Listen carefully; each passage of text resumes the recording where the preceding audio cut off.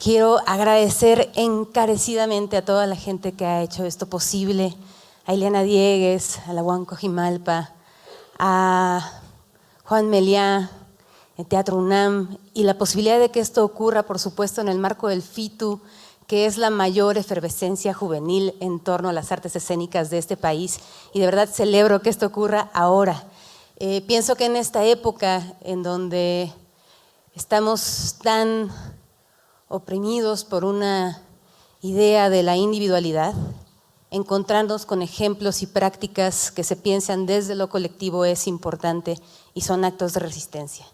Entonces, qué mejor que poder contar con esta charla, que además está aderezada por la presencia de Jorge Dubati, que creo que todos podemos estar de acuerdo, es una de las mentes más brillantes de Latinoamérica para pensar el teatro. Entonces, creo que esto va a ser de verdad un lujo, espero que lo disfruten muchísimo y para nosotros es de verdad un gusto ver a tanta gente y tanta gente que sabemos que trabaja también desde lo colectivo acá. Muchas gracias. Gracias, Mariana, muchas gracias. Vamos a sacar esto. Bueno, la verdad, mi abuela diría un lujo asiático, ¿no? Poder hablar con el señor Miguel Rubio Zapata, uno de los, verdaderamente de los más grandes maestros en la historia del teatro latinoamericano. Yo no, voy a ser informal y breve porque le quiero ya dar la palabra. Me encantaría decir 3 o 4 cositas. La primera, fundador y director desde 1971 del grupo Yuyascani, uno de los faros del teatro latinoamericano, del teatro mundial en la ciudad de Lima. Por otro lado, director de una enorme cantidad de espectáculos. Recién estamos tratando de acordarnos y no damos abasto para recordar. Son más de 40 espectáculos, según mi lista, ¿no? Que hicimos recién informalmente. Por otro lado, artista investigador artista, porque además el tipo es sociólogo, ¿no? Un poquito.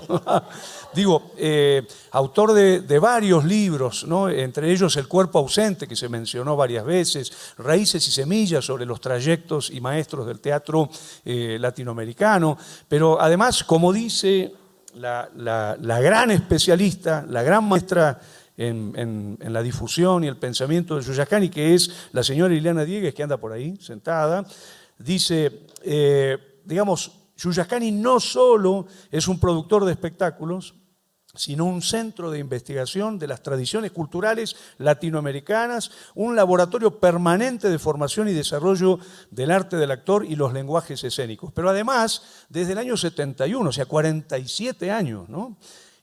Yo, por ejemplo, después te lo voy a preguntar, pero en Argentina nosotros no tenemos, salvo Lelutier, no tenemos un grupo que haya durado tanto. La gran pregunta es cómo hacen para estar juntos, para seguir juntos, después. Pero, digamos, si yo tuviera que agregar algo más, es, digamos, en esta brevísima y rápida, muy rápida presentación, sería que hay una productividad del Yuyascani que se irradia a todo el mundo, tanto por los talleres, por las técnicas, y además hay mucho Yuyascani por descubrir. Me pasó hace poquito, cuando estuve en la casa de Yuyascani, me pasó que estábamos hablando con Ana Correa, que me imagino que todos vieron Rosa Cuchillo el otro día, por el tema de hacer un posgrado, y yo le digo, che, y ustedes son el archivo viviente, ustedes tienen que estudiarse a ustedes mismos. Me dice, bueno, tenemos algunos cuadernitos guardados. Y empieza a abrir unos muebles de madera que están como empotrados en la pared. Uno parece que ve pared, pero son unos muebles de madera allá en la casa, y empiezan a aparecer desde abajo hasta arriba, cuaderno. O sea, el archivo Yuyascani de todo el proceso desde el 71 hasta hoy, esperando, digo, ¿qué tiene que envidiarle ese material a los cuadernos de Beckett? ¿Qué tiene que envidiarle ese material a los cuadernos de Tadeusz Kantor, digamos, ¿no? Bueno, basta de presentación. Le vamos a dar la palabra a Miguel Rubio, pero les pido antes un gran aplauso para el maestro. Gracias, Miguel. Gracias. Y Yo les quiero proponer la siguiente dinámica, si están de acuerdo. Primero le damos la palabra a Miguel, lo que él nos quiera decir. Yo por ahí, si veo que te alargás mucho, te voy a decir, Miguel, para un poquito. Después yo te voy a hacer 3 preguntas cortitas. Una de ellas, Lelutier, anda pensando, la que te acabo de hacer. Y después abrimos para que haya intercambio. Así que la palabra es tuya, Miguel. Lo primero que quiero decir es que me siento abrumado con esta presentación y casi como un miembro honorario del Parque Jurásico del Teatro Latinoamericano. Y eso está, es parte de la verdad. Muchas gracias, Jorge. Realmente es un honor compartir esta mesa contigo. Muchas gracias a todos los que han hecho posible este encuentro fantástico de estos días intensos en Ciudad de México. Y muy especial a Ileana Diegues, que es una cómplice amiga y una indispensable pensadora también del teatro latinoamericano, que junto con Jorge realmente hacen una gran contribución a la filosofía del teatro, al pensamiento, al momento actual del teatro. Y justamente yo quisiera hablar desde el momento actual, porque tener una mochila tan pesada de 47 años hace muy difícil que el pasado no sea el único presente, ¿no? Es muy difícil. Recuerdo que una estudiante amiga que llegó una vez a la casa de Yuyascani me dijo, sé que vas a hablar ahora, ¿cuánto tiempo va a durar tu charla? Yo le digo, será 1 hora. Me dice, entonces vengo en los últimos 20 minutos porque ahí vas a hablar del presente, ya todo lo demás me lo conozco, ¿no? Entonces, y eso realmente es un desafío permanente, poder hablar justamente de esa continuidad creativa y cuáles han sido los caminos, los parámetros, si es que fuera posible establecer esos caminos, esos parámetros. Si hablamos de crear en grupo, yo me siento muy bien de estar acompañado acá con las compañeras y los compañeros de Yuyascani, porque en cualquier momento les voy a pedir que hagan algo seguramente ahora, así que estén preparadas. Porque yo soy hechura de mis actores y hechura de mis actrices, hechura de mi grupo. Yo soy un teatrero de grupo. Yo he aprendido, si aprendí algo a dirigir, lo aprendí dirigiendo, equivocándome, pidiéndoles a mis actores tonterías, cosas que no les preguntaría ahora, que me avergüenzan, cosas que realmente solamente desde la ignorancia y desde el no saber. ¿Y por qué eso? Porque nosotros somos de una generación de mediados del siglo pasado, donde nuestros maestros, si algo nos legaron, fue inventar el teatro que no sea necesario. Inventar el teatro, o sea, romper con esa continuidad, ¿no es cierto?, que hacía del actor simplemente un repetidor de un texto que alguien escribió para que repita. Y entender que el teatro no es un género literario, sino que el teatro es un hecho vivo, es una relación efímera que sucede en el momento que se da, esa relación espacio-temporal entre la escena y el público. Entonces, yo me pregunto cuando veo tantos jóvenes ahora en la sala, y tengo entendido que muchos también están enmarcados en el proceso de teatro de grupo, ¿cómo nos debemos una historia social de la técnica? ¿No es cierto? Las técnicas son respuestas, compañeras y compañeros, a las crisis de nuestros pueblos, de nuestros países. Por eso nos hemos levantado a inventar un nuevo teatro en América Latina que tiene una fuerte resonancia desde mediados del siglo pasado, ¿no es cierto? No es un invento de Yuyascani. Yuyascani no es un hecho aislado. Yuyascani es parte de lo que nosotros llamamos una insurgencia teatral que desde mi punto de vista tiene 3 ejes que la integran. El primero es el teatro de grupo, el segundo es la creación colectiva y el tercer eje es la cultura de actor, ¿no es cierto? Y el teatro de grupo es una respuesta política y orgánica a la manera jerárquica de organizar el teatro para reproducir el teatro hegemónico, ¿no es cierto? Entonces el grupo es una categoría, como diría el maestro Enrique Bonaventura, para generar un nuevo modo de producción teatral. Eso, por ejemplo, es un elemento que a mí me parece que es fundamental. Y ese modelo de grupo que rompe jerarquías, que no es jerárquico, donde todos hemos aprendido a hacer de todos, donde nos costó asumir la función de director, por ejemplo. Yo fui reconocido como director muchos años después de haber sido coordinador, porque nos negábamos a ese sentido de autoridad, y cuando encontramos que realmente la función del director es una función, no es una autoridad, ¿no es cierto? Yo para tomar decisiones tengo que demostrar de alguna manera o discutir o problematizar mi propuesta y no imponerla, ¿no es cierto? Entonces, es una función distinta a el trabajo del actor. El director tiene el eje de selección, el actor tiene el eje de continuidad, y en esa relación de esos dos ejes es que se genera el proceso. Yo encontré mi lugar como director, felizmente, porque renuncié a ser actor porque era muy malo. Era muy tenso y tenía toda la espalda totalmente tensa.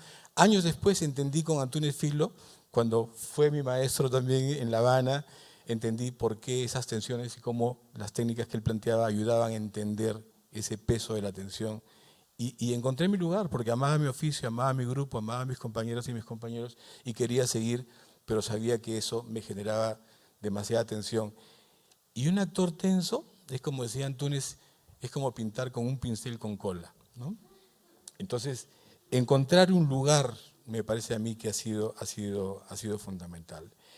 La creación colectiva, que es el otro eje, es una respuesta justamente a ese no tener un precedente inmediato, es decir, nos abrumaban los procesos de migración, veníamos de Mayo 68, de Tlatelolco, de la revolución militar en el Perú, que era una revolución nacionalista, una dictadura militar nacionalista, un ejemplo extrañísimo, ¿cierto?, que dio importantes leyes como la reforma agraria, reforma de la educación, reforma industrial, oficialización del quechua como lengua oficial. Entonces, con todos esos estímulos, con todos esos impulsos, nosotros no podíamos y no encontrábamos un teatro escrito que podía reflejar esa inmediatez de la cual queríamos hablar, porque entendíamos que el teatro era precisamente eso, un diálogo con el momento social. Si algo es Yuyascani, entiendo yo, es un grupo aterrizado con su tiempo, ¿no es cierto? Y asumiendo la crisis como una fiel amiga y no tenerle miedo a la crisis y entender que la crisis creativa es una oportunidad también para encontrar las respuestas necesarias y para encontrar las herramientas que ayuden también a esos trabajos de crisis, ¿no es cierto? Y de esa fusión de esos dos ejes, del teatro de grupo y de la creación colectiva, surge un nuevo actor, lo que nosotros llamamos la cultura de actor. Y cuando digo actor, perdónenme porque todavía no encuentro la manera de decir actor y actriz, voy a decir actor y actriz, ¿no es cierto? Porque es justo reivindicar esta presencia, y sobre todo en Yuyascani yo la vivo cotidianamente. Esta cultura es una cultura de actor-creador que genera una responsabilidad por lo que ese actor dice y hace sobre el escenario. O sea, no es un repetidor de textos, no es una repetidora de textos, sino que está en todo el proceso productivo de la obra, y desde la propuesta, desde la discusión hasta el final. Eso es un nuevo actor que ha surgido de ese tiempo, ¿no es cierto? Ahora es común para ustedes ver que los actores se entrenan, que los actores se autodirigen, que sus trabajos tienen que ver con la autorreferencia, con la oralidad, con la toma de espacio público, con el accionismo, con la performance. Todo eso se empezó a problematizar a mediados del siglo pasado, cuando se discutió la necesidad de un nuevo actor, un actor que aprendió a tocar instrumentos, a tomar la calle, a montarse en zancos, un actor multidisciplinar, ¿no es cierto? Lo que nosotros en algún momento llamamos un actor múltiple. Entonces, los procesos creativos, si hablamos de procesos creativos, tenemos que hablar desde ese lugar. Entonces, yo siento que nos debemos una historia nueva, una historia que incorpore la técnica también como parte de esa respuesta social, de esos caminos, porque si ustedes estudian la historia del teatro latinoamericano, se sigue estudiando a partir de los textos como referentes, ¿no es cierto? Y no se trabaja el acontecimiento, para usar un término muy cercano a Jorge, ¿no es cierto? No hablamos desde el acontecimiento, no hablamos desde la historiografía del actor, no hablamos desde esa memoria de poner el cuerpo. ¿Qué ha significado? Eso no existe, eso pasa de largo. Lo que quedan son los textos, ¿no es cierto? Entonces, ¿cómo generar una nueva teoría que incorpore también al creador, ¿no es cierto? Y que ese creador también esté presente en el registro, en la opinión, en la investigación, y que no se considere que la única investigación es la investigación teórica que se hace en el gabinete, ¿no es cierto? Que se hace me parece que la práctica teórica hay que reivindicarla y me parece que es fundamental, pero que hay que incorporar también esas prácticas del trabajo del actor que no trascienden, que no están registradas y no hay reflexión de manera suficiente sobre eso. En este proceso, en Yuyascani, yo diría que si quisiera hablar en términos de clasificar estos 47 años, yo diría que hay como 3 columnas también, ¿no? El primer eje es la primera década, de los 70 a los 80, del 80 al 2000 y del 2000 a ahora. ¿Por qué hago ese corte? ¿No es cierto? Un corte obviamente que tiene una referencia con un antes y un después del conflicto armado interno, ¿no? Yo creo que el conflicto armado interno que vivió el Perú del año 80 al 2000 nos ha marcado intensamente, no solamente en los temas, sino también en la crisis mismas del grupo al interior de su mismo proceso creativo y de una necesidad de replantear permanentemente y preguntarnos en cada momento para qué servía lo que hacemos, ¿no es cierto? Y qué sentido tenía. Y el momento de ahora que podríamos llamar de posconflicto, yo diría entre comillas, porque no podemos hablar de posconflicto en una sociedad que no pasa por el reconocimiento, ¿no es cierto? Que sin embargo el presidente anterior de manera ligera puso el año de la reconciliación nacional, como si eso se pudiera asumir por un decreto. Porque si no hay reconocimiento, si tenemos problemas todavía con una memoria salvadora del fujimorismo, de 25 años de dictadura, de fujimorismo, perdón, no fueron de dictadura, pero es casi lo mismo porque los gobiernos que siguieron fueron la continuación del modelo. Entonces, esos 25 años de neoliberalismo brutal, marcados por una memoria que pretende ser oficial y que pretende justificar, ¿no es cierto?, todos los horrores vividos, donde no hay una voluntad política para dar señales de reconocimiento, ¿no es cierto?, y de generar una memoria que realmente nos involucre a todos los peruanos y que podamos hablar de memorias, ¿no es cierto? Entonces, eso no nos es indiferente. Como no nos ha sido indiferente tampoco hablar del cuerpo, por ejemplo, cuando en los primeros años estuvimos seducidos por la antropología teatral, por el entrenamiento, por eso ese cierto preciosismo que buscan los actores cuando entrenan. Y no lo digo críticamente, sino que esa centralidad en el cuerpo les ha obligado también a desarrollar una postura personal frente a su trabajo.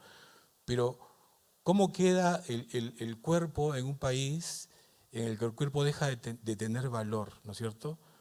Cuando vemos, por ejemplo, que todavía en la época de la Comisión de la Verdad se hablaba de 5.000 desaparecidos y actualmente se presume que hay cifras extraoficiales 23.000 desaparecidos. O sea, ¿qué sucede con esos cuerpos en términos de lo escénico, en términos de la pregunta que se hace el actor sobre su trabajo del cuerpo, ¿no es cierto? Entonces yo diría, la primera década de los 70 a los 80 era la época del romanticismo revolucionario, era la época del puño cerrado, era la época de un grupo que creíamos que teníamos la película completa, ¿no es cierto? Y que esa política completa de cómo iba a continuar la política, ¿no es cierto?, nos llevaría hacia un destino feliz.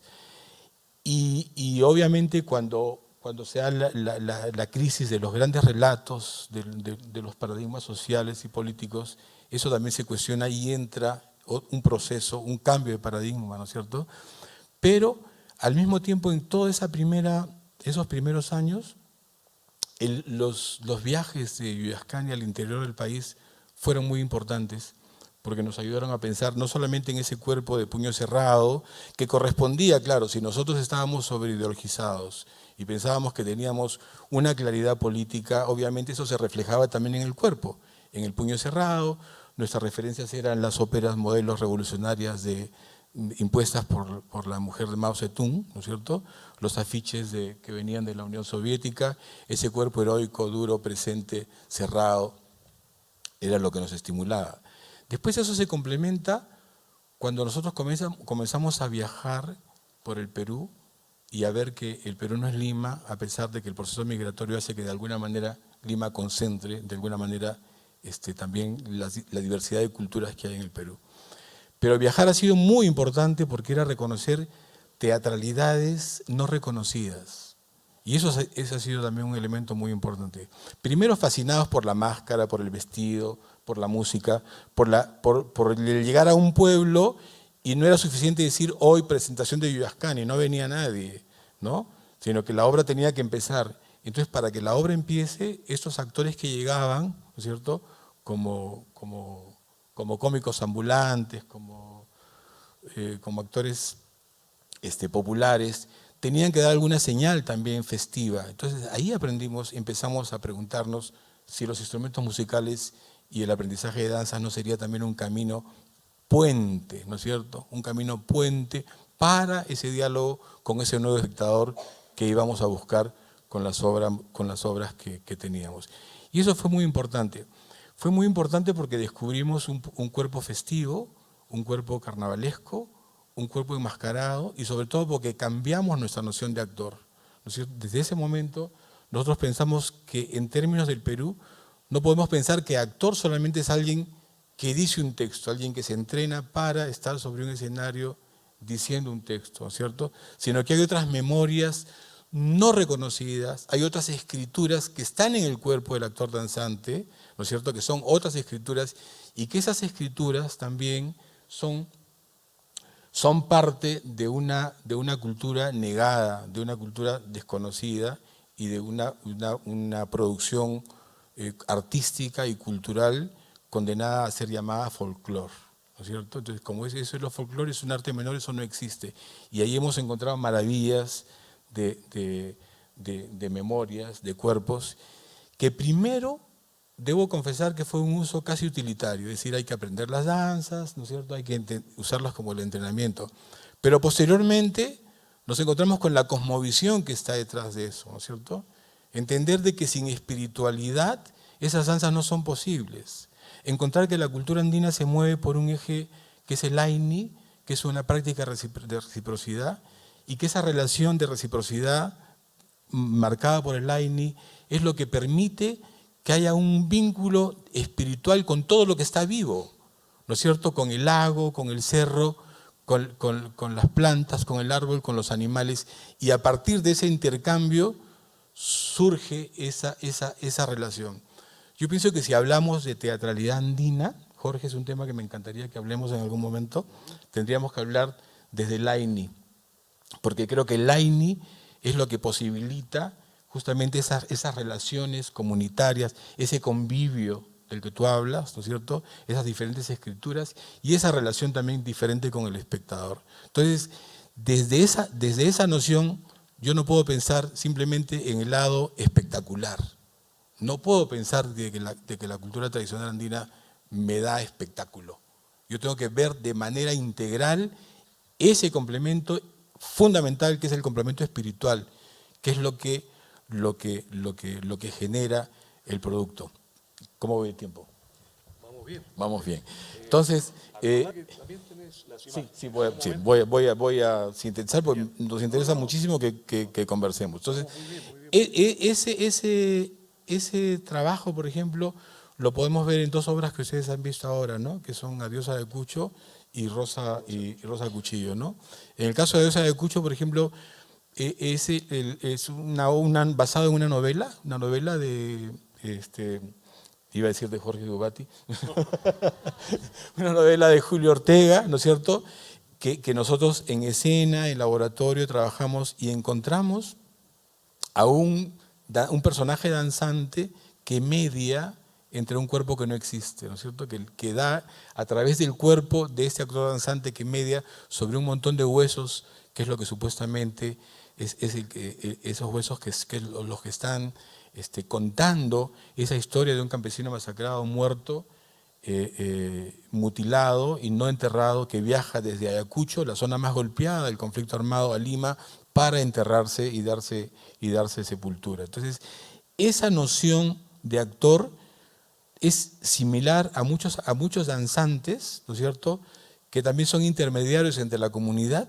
y el apu protector. Es decir, el danzante tijeras, que seguramente ustedes lo conocen, el danzante tijeras es el intermediario entre la comunidad y el apu protector. Y el danzante no dice yo bailo, sino dice yo pongo el cuerpo para que el guamani se exprese a través de mi cuerpo. Miren qué hermosa, qué linda imagen. Entonces, no podemos pensar solamente en términos de tomarnos la textura, de tomarnos el ritmo de la danza, sino de ir un poco más, ¿no es cierto?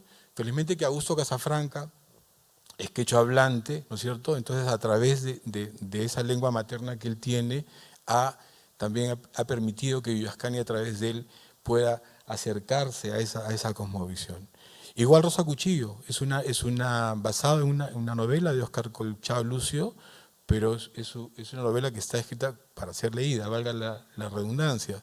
Pero el trabajo de Ana de poner el cuerpo y de contar la historia de esta Rosa Huanca que viaja por los 3 mundos, porque no descansa, para buscar a su hijo desaparecido, ¿no? Entonces, sin esa cosmovisión, sin esa noción de espiritualidad, es imposible, ¿no es cierto? Entonces, toda esa primera etapa ha sido fundamental para eso. El periodo, yo creo que ahí podríamos ver, después vamos a ver la foto de los músicos ambulantes, porque los músicos ambulantes yo creo que condensa un poco esa recuperación de fuentes, ¿no es cierto?, de la música, de la danza, ¿no?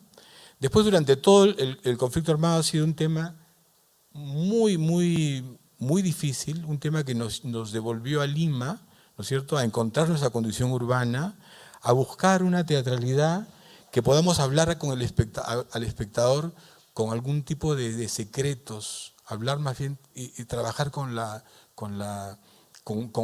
pulir las metáforas, trabajar con analogías, generar una complicidad con el espectador, ¿no es cierto?, para decir y no decir. En un tiempo en que Yuyascani, para Sendero Luminoso, era agente del imperialismo, y para el ejército peruano nosotros éramos agentes de Sendero. Entonces, movernos en ese medio, ¿no es cierto?, en esos 2 fuegos, fue un tiempo muy difícil. Pero nos recuperó una condición urbana y un lugar de enunciación personal. Que eso me parece que es algo que yo valoro y me parece muy importante, porque todo este proceso del actor sustentado en lo representacional, nos dimos cuenta que no era, o sea, construir un personaje no es la única posibilidad para un actor, ¿no es cierto? Sino que todo este proceso de tener la presencia como eje, la presencia ha sido el eje, el hilo conductor en el proceso de Yuyascani, ¿no es cierto? Esta presencia que representa, esta presencia de energía fuerte, esta presencia del actor danzante, esta presencia ausencia, ¿no es cierto? Y esta presencia de un actor que enuncia desde su propia voz. Y a ese cuestionamiento hemos llegado justamente por el proceso de la violencia política y por decir, en este proceso en el que hemos representado campesinos, obreros, migrantes, ¿cuál es nuestro lugar? ¿No es cierto? Entonces, encontrar esa propia voz ha sido producto también de ser confrontados con un proceso muy, muy, muy fuerte y sobre todo de haber seguido creando durante esos momentos difíciles, ¿no? Y el momento de ahora, que es el momento de lo que llamaba, entre comillas, el post-conflicto, yo diría que ahí ha habido un desplazamiento del lugar cada vez de enunciación, cada vez más hacia buscar comportamientos escénicos varios. Eso me parece interesante. O sea, el actor también como testigo de su tiempo, el actor como mediador, El actor que para justificar su presencia no necesita tener un personaje, sino es un actor que puede entrar, salir, ser narrador, estar y no estar, ¿no es cierto? Entonces, eso es un poco, a grandes rasgos. Yo quisiera pedirle ahora a Milagros que me va a acompañar para hacer más dinámica esta conversación. Jorge, por favor, para que puedas mirar un poco las imágenes. Esta primera imagen es una imagen de un mimo poeta la dictadura de Velasco surge el 3 de octubre de 1968 y Jorge Acuña Paredes sale a la Plaza San Martín el 22 de noviembre de ese mismo año, o sea, a pocos meses. ¿Por qué lo pongo a Jorge Acuña sin ser integrante de Vivascani? Porque siento que él abre una página nueva en la historia del teatro, porque él sale a la calle, él traza un círculo en la Plaza San Martín y levanta ese cartel que dice: la burguesía quiere del artista un arte que corteje y adule su gusto mediocre. Jorge Acuña, formado en la pantomima clásica francesa, formado en la academia, decide irse a la plaza y hacer ese círculo y hacer su teatro ahí. ¿Y qué es lo que significa eso? Significa que él tiene que intercambiar con charlatanes, con vendedores ambulantes, con payasos, con faquires, ¿no?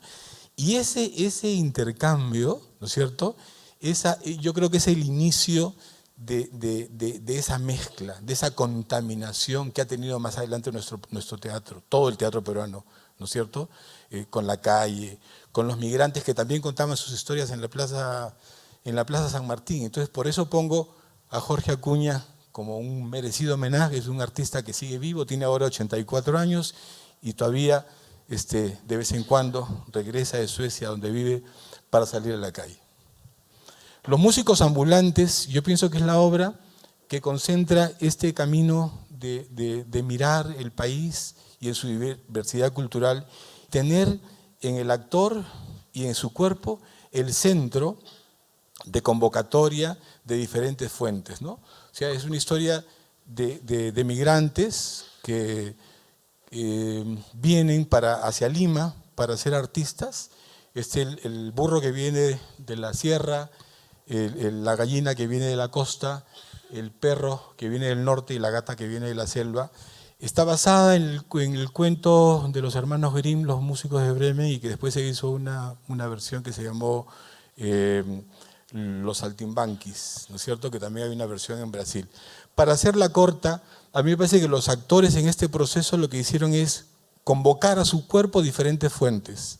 La fuente de género, la fuente regional, la fuente del músico, la fuente de edad, y todo eso hace que no solamente sea la imitación, la mímesis del personaje, sino que genera una entidad nueva, ¿no es cierto?, que es un personaje que es animal y que es humano al mismo tiempo, que toca instrumentos y que puede en esa conjunción de elementos pues generar su personaje.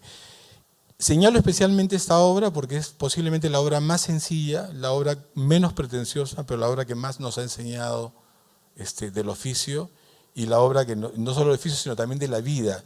Y en esa obra está parte de la respuesta que más adelante le voy a dar a mi amigo Jorge frente a la permanencia de Vivascani. Dale. Yo les decía que las audiencias públicas nos obligaron, ¿no es cierto? Las audiencias públicas, como ustedes saben, son sesiones abiertas donde los afectados directos, con voz propia, dan cuenta al mundo del proceso de violencia que han vivido. Cuando la Comisión de la Verdad nos plantea este proceso, nosotros generamos pequeños actos performáticos para intervenir los espacios y para llamar a la atención de la comunidad del lugar donde se daban las audiencias públicas. Y en ese proceso, pues Adiós Ayacucho, que ya se había estrenado en Lima 10 años antes, estuvo presente. Esta es una función en la universidad, junto con Rosa Cuchillo, Antígona también, una obra que se ha presentado acá, presentes en las audiencias públicas, y nosotros con el permanente cuestionamiento de para qué servía lo que estábamos haciendo en ese momento. Son imágenes de diferentes funciones. Acá, por ejemplo, hay una mezcla entre Rosa Cuchillo que es Ana Correa, que hace acompaña musicalmente. Es una presencia de una mujer que está de negro, pero acá está casi como la madre que está frente al hijo, o sea, componiendo en un mismo momento un acto performático que los une, ¿no? Rosa Cuchillo posiblemente sea la obra más emblemática de ese momento, ¿no? De esa mujer Rosa Huanca que busca a su hijo, y la obra fue diseñada para los mercados, como se presentó ayer en el mercado de la Merced, ¿no?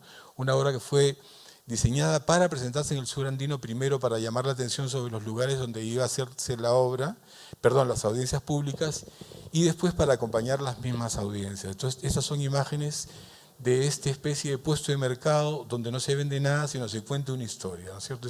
Es un acto de reparación simbólica desde lo escénico para acompañar el proceso de las víctimas afectadas por la violencia.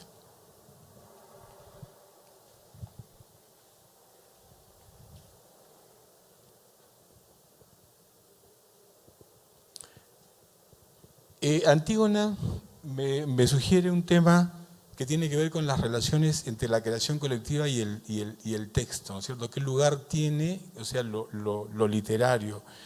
Este es un trabajo que hicimos con el poeta José Watanabe, a partir de una obsesión personal que tenía Teresa Ralli de hacer esta obra, Antígona. Después ella entendió por qué era personal, era un poco al principio por la soledad de las mujeres que estaban buscando a sus hijos, luchando por el derecho al enterramiento, y a mitad del proceso convocamos al poeta, a José Watanabe, y el poeta pudo trabajar con el texto original de Sófocles, con las improvisaciones que hacíamos en escena y con los poemas que él traía, ¿no? Entonces esas son las fotos de esta obra que también hemos presentado en el Museo del Chopo hace unos días. Esta Antígona se estrenó, ¿en qué año, Teresa? ¿2000? En el 2000. Si esa obra se hubiera estrenado 10 años antes, seguramente que el sentido de la obra hubiera sido otro. La protagonista hubiera sido Antígona. En nuestra Antígona, la protagonista es Ismene, la hermana de Antígona, la que fue, como dice, manejada por el miedo y que no se atrevió a acompañar el gesto de rebelarse frente a Creonte y luchar por el enterramiento del hermano muerto, ¿no? Y fue una obra muy importante en ese proceso porque muchos de los espectadores, incluso nosotros mismos, sentíamos que nos sentíamos reflejados en Ismene, porque nos preguntábamos qué es lo que no hicimos a tiempo en el momento que nos tocó hacer algo, ¿no? Dale, porque hay más imágenes. Dale. Esta es una obra hecha en el Perú, Vitrinas para un Museo de la Memoria, que nos plantea un momento en que todavía no se hablaba en el Perú de un lugar de memoria. Había habido durante la dictadura de Fujimori un acto vandálico provocado por el mismo Estado para incendiar el Banco de la Nación, donde murieron 2 trabajadores, ¿no es cierto? Y se planteó que luego de ese evento, mucha gente de la sociedad civil, artistas, intelectuales, planteamos que ese lugar debería ser un lugar de memoria. Entonces nosotros inventamos este trabajo que se llama Vitrinas para un Museo de la Memoria, hecho en el Perú, Vitrinas para un Museo de la Memoria. Es decir, había tantas imágenes, había tanta información, que sentíamos que una obra no podía contener toda esa información. Entonces tomamos una galería de un museo, del Museo de la Escuela de Bellas Artes en el centro de Lima, y los actores y las actrices se instalaron en espacios que llamamos vitrinas, y en esos espacios, cada uno con un eje temático, pues tenían secuencias que ellos repetían y los espectadores podían entrar y salir. Estoy pasando un poquito, ven ahí ustedes la dinámica de los espectadores. La gente se sorprendía mucho porque no era una obra en términos tradicionales, sino eran espacios continuos. Entonces el espectador podía escoger, ¿no? Y acá tiene que ver con la pregunta que nos hacíamos en el momento, o sea, el lugar de la técnica, ¿no es cierto?, como respuesta a los momentos de crisis. En ese momento había una crisis grande entre nosotros, porque decíamos, ¿cómo contener toda esta información? ¿Cómo hablar? ¿Cómo generar una dramaturgia? ¿No? Entonces aquí, a partir de experiencia, surge una noción de dramaturgia como la organización de la acción en el espacio compartido, ¿no? Es decir, cómo organizar la acción, organizar lo que sucede y a partir de ahí generar mirada del espectador, ¿no es cierto? Era lo que fue el resultado de este proceso de trabajo. Vamos.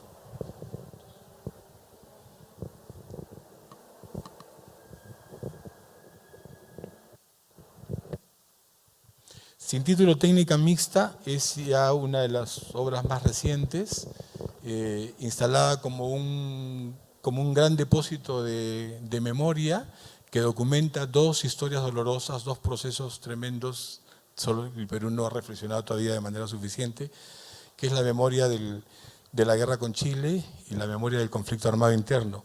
El espectador entra a un espacio, que es ese es el corredor por donde el espectador va entrando y va ingresando no a una sala donde va a encontrar butacas, sino va a encontrar documentación, va a encontrar archivo, va a encontrar actores que ponen el cuerpo como soporte también de información, ¿no? Y a partir de ese compartir en un espacio con los espectadores se da todo este proceso que ya tiene varias versiones, pues se estrenó en el 2004, no lo hemos dejado de hacer, ahora le llamamos sin título revisado, porque de alguna manera revisamos cada cierto tiempo, complementando información y recogiendo sobre todo la experiencia de lo que va sucediendo con el espectador. Esta es la última versión ya donde los familiares que están buscando en esfuerzo personal a sus desaparecidos nos permitieron usar las fotos de estos procesos de búsqueda para incorporarlo en la obra, o sea, con permiso de ellos y con participación de ellos. Nosotros tenemos un espacio ahora y ya el tema de los desaparecidos no solamente es una cifra, sino tiene un espacio instalado durante la obra. Este espacio, antes no decía censurado. Ese personaje que ustedes ven es Abimael Guzmán Reynoso, el jefe de Sendero Luminoso, que está preso, pero actualmente el gobierno ha sacado una ley antiterrorista que todavía no ha sido de apología al terrorismo, ¿no? Una ley que todavía no ha sido reglamentada, pero que está sirviendo como amenaza, ¿no es cierto? Yo no recuerdo en otras épocas donde la amenaza con el trabajo de los creadores esté tan presente como ahora en el Perú. Se han censurado obras de teatro como La Cautiva, obras de cine como La Casa Rosada, expresiones de arte tradicional como las tablas de Sargua, ¿no es cierto? Incluso se está cuestionando el lugar de la memoria. Entonces nosotros, anticipándonos a eso, hemos autocensurado este espacio y hemos puesto ahí el decreto ley, que es el papel que está al medio, y hay una actriz que lo comparte con el espectador cuando los espectadores están entrando al espacio. Dale. Ese es el espacio de la sala.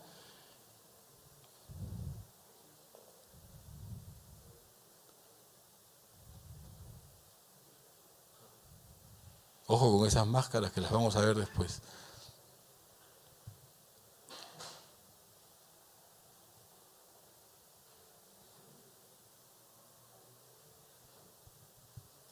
Eso también tiene su cartel de censura, obviamente.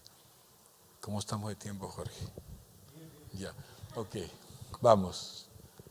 Vamos hacia el final, Milagros. Ahí ya podemos ver a los actores interviniendo el espacio, pero la primera reacción que han tenido los espectadores frente al espacio ha sido con la documentación y con el cuerpo también como soporte de información. Y después esos módulos se van moviendo, interactuando con los espectadores. Luego, cuando pensábamos que esas máscaras solo se iban a quedar en la sala, cuando se dio hace un año un indulto negociado con el presidente Kuczynski y la familia Fujimori, las máscaras salieron de la sala, salimos inmediatamente a la calle y hemos creado ahora un espacio de intervención donde, por ejemplo, se marca la marcha a las 5 de la tarde en la Plaza San Martín, ¿no es cierto? Entonces nosotros llegamos a las 4 y convertimos la Plaza San Martín en un gran espacio fotográfico. ¿Por qué? Porque entendemos que lo importante no solamente es que el espectador que está en ese momento presente, sino que también a través de la documentación esto pueda tener un rebote, ¿no? Entonces deliberadamente convertimos la plaza en un estudio fotográfico y estamos al servicio de la prensa nacional e internacional y de todas las redes sociales que después comparten las imágenes y realmente se genera realmente algún tipo de impacto mediático, ¿no? Y luego dejamos las máscaras, la cama y salimos a seguir en la marcha. Discurso de promoción es nuestra obra más reciente y es parte de lo que esperamos sea una trilogía bicentenaria. En el 2021 el Perú celebrará, entre comillas, el 200 años de la independencia de la República y nosotros estamos haciendo un proyecto mirando desde el lado de lo que la República nos debe, ¿no es cierto? Y mirar desde la imagen de la escuela, que son los mismos estudiantes que estaban en Sin Título, generar, a partir de ese espacio de la escuela, generar una mirada de la historia del Perú en camino a lo que la República nos debe, en camino al Bicentenario. O sea, ¿qué hay que celebrar? Nada que celebrar. Hay mucho que replantear. Dale.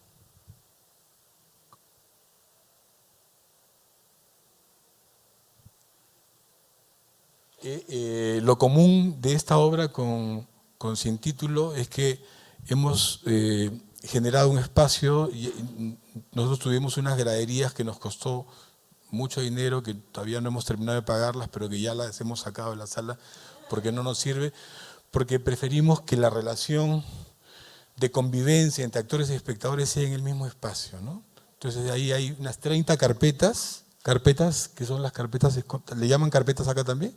Las sillas de la escuela, ¿no? Esas sillas tienen prioridad los adultos mayores, las mujeres embarazadas, en fin, que puedan usar esas carpetas, pero lo fundamental ahí es una negociación del espacio de los actores con los espectadores. Y ahí se da eso que yo les decía, diferentes calidades de comportamientos escénicos, ¿no es cierto? El actor también es un organizador del evento, el actor está presente ahí trasladando los objetos, generando, cambiándose en el mismo espacio con los espectadores y también haciendo personajes cuando los tiene que hacer, ¿no? Esta es una intervención que hicimos al lugar de la memoria. Les decía que en el Perú se ha logrado finalmente con mucha dificultad un espacio de memoria que puede ser puede tener elementos podemos ser muy críticos frente a ese espacio, pero sin embargo nosotros estamos dispuestos a defenderlo porque es el único espacio que existe, ¿no es cierto?, desde el Estado, ¿no? Porque en el Perú hay 110 lugares de memoria. Los otros 109 son espacios de la sociedad civil, pero este es el espacio del Estado, entonces hay que defenderlo. Los personajes, frente a una amenaza de cerrar el museo, a una amenaza de decir de que ese museo de la memoria era un lugar de prédica pro-terrorista, los personajes salieron al espacio, tomaron el espacio y fueron sacados con una cinta que decía peligro, como señalando que la memoria es permanentemente un espacio de conflicto, de confrontación y de peligro también. Bueno, sí, eso no muestras. Este es, a diferencia de países como México, por ejemplo, donde seguramente los presupuestos de cultura son relativamente importantes, seguramente para ustedes no, nosotros tenemos el 0.36 del presupuesto nacional y estamos peleando por el 1%. Entonces, esta es una marcha en la que salimos a las calles también para pelear porque el mínimo de ese 1% sea designado a la cultura. Bueno, hasta aquí. Jorge, por favor, vení, sentate a mi lado y charlemos.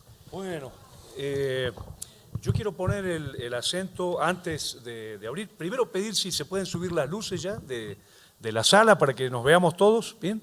Las bajamos un poquito para poder ver las imágenes, ahora para que nos veamos todos las caras. Y por otro lado, decir, si yo miraba desde allá recién y decía, estamos viviendo un gran acontecimiento en la historia de la UNAM, que es la visita de Miguel Rubio. Yo me acuerdo, 1936, aparece las conferencias de Antonín Artaud en la universidad. Yo digo, ¿cómo me hubiera gustado estar ahí? Y en este momento, si cuando yo lea los diarios dentro de unos años, va a decir, conferencia de Miguel Rubio en la UNAM. ¿Cómo me hubiera gustado ahí? Yo estuve ahí.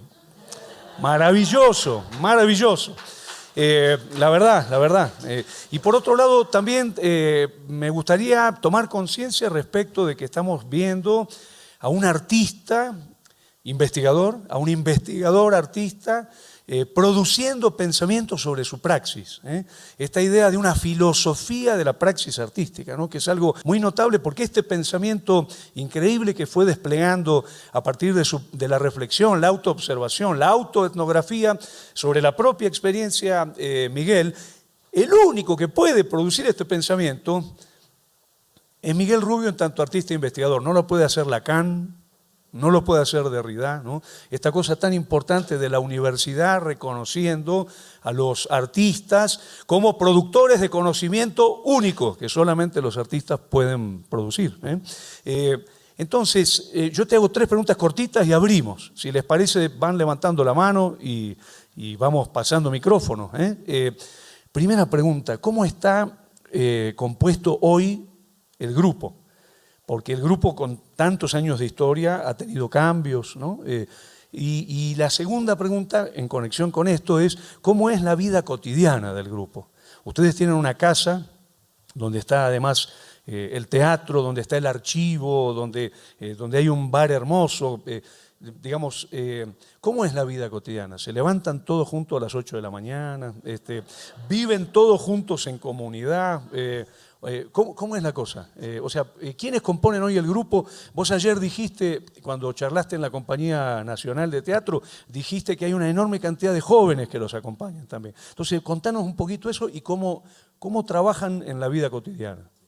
Pues eso ha tenido varios procesos. Desde que ensayábamos en las universidades, no teníamos un local, hasta que hicimos una gira por Europa, donde ganamos tanto dinero que dijimos, o nos vamos a las Bahamas de vacaciones o nos compramos una casa.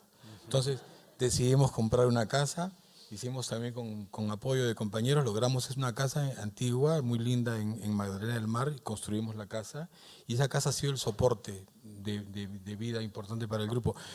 En ese momento éramos muy jóvenes todavía, no teníamos tantas responsabilidades, los hijos empezaban a llegar, y sí teníamos una vida de convivencia mucho más intensa, ¿no? Cuando los niños llegan, hicimos una guardería para que también los niños puedan incorporarse. Y con el tiempo y con la imposibilidad de tener auspicio, financiamiento, ni estatal ni privado, ese tiempo lamentablemente se ha ido reduciendo, y ahora el grupo no se reúne todos los días, o sea, tenemos días, es un lujo reunir a todo el grupo, la verdad, claro. Porque realmente tenemos que, cuando digo lujo, lo digo porque tenemos que trabajar para parar la olla, como se dice, ¿no es cierto? Y nosotros seguimos trabajando para hacer el teatro que queremos hacer, ¿no es cierto? Entonces, eso es un elemento que también que es importante. Y es difícil que la empresa privada pues quiera asociar su nombre a los temas en los que está interesado Yuyascani, ¿no? Entonces, actualmente es el núcleo, digo el núcleo fundador, porque ahora yo creo que quien tiene menos tiempo en el grupo tiene 40 años, entonces ya nos consideramos que todos somos parte de la generación fundadora del grupo. Lo que hemos creado es un nuevo producto de creación, que es el laboratorio abierto, ¿no? El laboratorio abierto, invitamos a jóvenes y no tan jóvenes también, es un espacio multidisciplinar que nos permite seguir investigando el teatro, no solamente con nosotros los integrantes de Yuyascani, sino invitando a estos otros artistas y eventualmente generando productos nuevos, ¿no? De ese laboratorio abierto hemos creado discurso de promoción y estamos ahora en proceso de una nueva obra. De acuerdo. Por otro lado, ustedes también hacen convocatorias para que se pueda viajar a hacer residencias, ¿no? Sí, en el mes de agosto nos piden muchos jóvenes, ahora estos días también se han acercado. Lamentablemente no tenemos las condiciones de poder generar espacio de residencia, pero concentramos entre el 1 y el 8 de agosto un espacio de laboratorio que es de convivencia. Comienza a las 7:30 de la mañana y termina a las 11 de la noche. Hay talleres con cada uno de los actores y las actrices, se pasa el repertorio de Yuyascani, trabajamos también creando un producto con el director a partir de esta confluencia de invitados, residentes y los actores. Y por supuesto el acceso es a través, hay una página, hay formas de comunicación, hasta tienen un canal en YouTube, ¿no? Donde hay material. No, canal todavía no. Pero eso, no, y hay un canal, ¿eh? Yo lo encontré. Sí. Sí. Tú me has dado varias noticias. No me digas esta que no es mañana oficial. que yo no sabía. No, entonces es el canal no oficial de Yuyascani. Pero está, ¿eh? Sí. Ya, bueno. Pero sí, entrando a la página, ¿cuál es la página, Milagros? Eso. Ahí podemos tener la información. Exacto, sí. exactamente. Un tema que también que me parece importante, que tiene que ver con la pregunta que haces, cómo es la dinámica ahora, tiene que ver con esos espacios que, por lo que los actores y las actrices han peleado también, que son espacios y que nosotros los hemos de alguna manera estimulado, ¿no? Espacios personales, ¿no es cierto?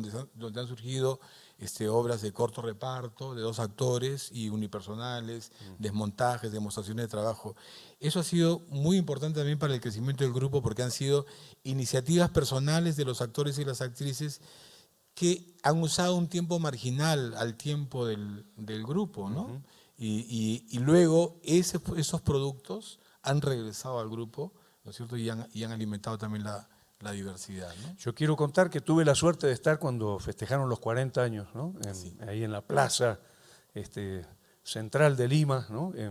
Allá por el año 2011, y que me impresionó la cantidad de grupos, comunidades que asistieron a ese lugar y que daban vuelta a la plaza, ¿no? En una especie de permanente desfile de homenaje a Yuyascani, es decir, que han logrado una integración muy fuerte con los viajes, esos viajes que nombrabas a las provincias, digamos, al interior del Perú. Ahora, mi última pregunta sería por Lelutier, digamos, ¿no? Nosotros no tenemos grupos, salvo así, Lelutier, o que hayan durado tantos años, ¿no? Por otro lado, en la inmediatez actual, la mayoría de los grupos son grupos concertados, es decir, se arman y se desarman para producir un espectáculo. Es decir, es muy difícil, por ejemplo, hoy, con las dinámicas de campo teatral que tiene Buenos Aires, que vos puedas sostener durante mucho tiempo a un grupo de gente trabajando juntos, ¿no?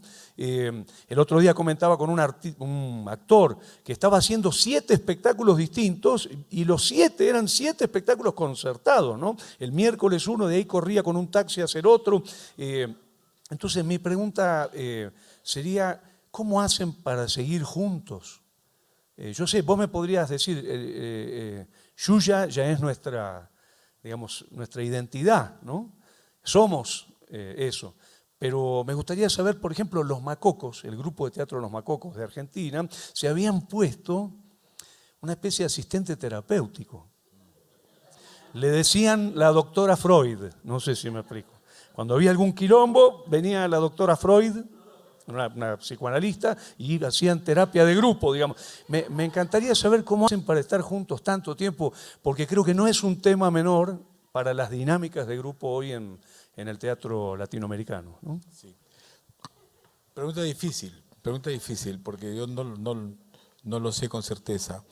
Pero yo creo que hay 3 aspectos que me parece que son importantes a considerar. Primero, creo que es el impulso inicial. La convicción de origen ha sido muy importante. Yo creo que eso nos ha dado una base de impulso y de aprendizaje colectivo, de descubrimiento de lo que significó trabajar en las minas, en las peores condiciones, con los mineros presos, generar obra con ellos, que fue la primera obra. Nosotros llegamos al teatro documento sin saber que existía el teatro documento. Después conocimos las tesis de Weiss, ¿no? Sobre las 14 tesis sobre el teatro documento. Pero creamos una obra sobre una importante lucha minera, muy importante porque era la primera vez que en un pliego de reclamos gremial se planteaba la nacionalización de la gran minería, ¿no? O sea, era algo imposible lograr porque era obviamente una demanda política. Entonces, eso nos vinculó mucho a los mineros, a los sindicatos obreros, y esa fuerza recibida ahí, yo creo que es un impacto que yo siento que lo tengo en la piel todavía. Teníamos funciones en Cerro de Pasco, que es un sitio espantoso de explotación minera. Digo espantoso porque es una minería a tajo abierto, ¿no es cierto?, de 2 kilómetros de diámetro y 400 metros de profundidad. Y las enfermedades que hay ahí, es un sitio totalmente inhóspito, el empujar la ciudad minera. Y era interesante cómo la gente, los obreros, los familiares, recibían la primera obra, ¿no es cierto? Hacíamos funciones de matinal, matiné, vermut y noche, y los espectadores en el local sindical. Y al final habían conversaciones como esta, y yo recuerdo que el local sindical totalmente lleno y la gente reclamando su lugar en la historia, ¿no? Realmente yo siento que esos impactos iniciales, después los congresos campesinos, ¿no es cierto?, porque la decisión política era si nuestra primera obra era sobre el movimiento obrero, la segunda tendría que ser sobre el movimiento campesino, porque tendríamos que pensar en la alianza obrero-campesino. O sea, era la manera como un espectáculo se conectaba con el que seguía. Y viajar al campo, estar en las tomas de tierras o cercano de ellos, de los protagonistas, o antes que se den las tomas en algunos casos, ha sido muy importante. Yo diría que ese impulso inicial, esa convicción, esa fe fundacional, ha sido muy importante. Yo creo que nos ha marcado una línea de conducta y de afecto también entre nosotros grande, ¿no? De acuerdo. Bueno, abrimos. No sé si hay preguntas. Les vamos pasando el micrófono, ¿les parece? Allá hay una. No sé si es la... ¿Podemos acercarnos? Sí. Ahí va, ¿eh? Ahí va. Están también otros integrantes de Yuyascani que pueden acompañar esta... Exacto. Está Augusto, está Teresa, está Ana, y yo no sé si veo a alguien más. No. Augusto Casafranca, Teresa Rally, Ana Correa. La pregunta puede ser para... Hola. Bueno, mi pregunta es, hace ratito decías que ustedes intentaron, o sea, justo con esta nueva cultura de grupo, ¿no?, y de creación colectiva, la figura del director deja de ser una autoridad y pasa a tener una función. Entonces quisiera eso, como que nos contaras un poco cuál es esta función del director, como en este otro sistema de grupo, porque también creo que dentro de un paradigma muy tradicional el director es el que tiene el concepto y traduce el texto a la escena, pero ¿qué pasa cuando cambia ese paradigma y tal vez ni hay texto al principio, ¿no? Sí, te agradezco la pregunta. Yo creo que esa es una función también que no podríamos decir, ¿cuál es el límite entre el director y el dramaturgo, ¿no? Si por dramaturgo es el ordenador, el organizador de la acción, ¿no? Entonces yo siento que a veces esa función está fusionada, está pegada, ¿no? La función de director y dramaturgo, de organizador.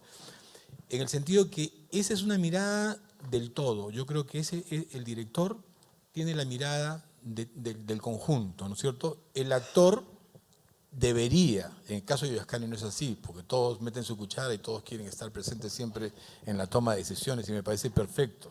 Pero esa es parte del conflicto también de la creación, ¿no es cierto? O sea, no todo es así tan simpático y tan color de rosa, es una negociación permanente.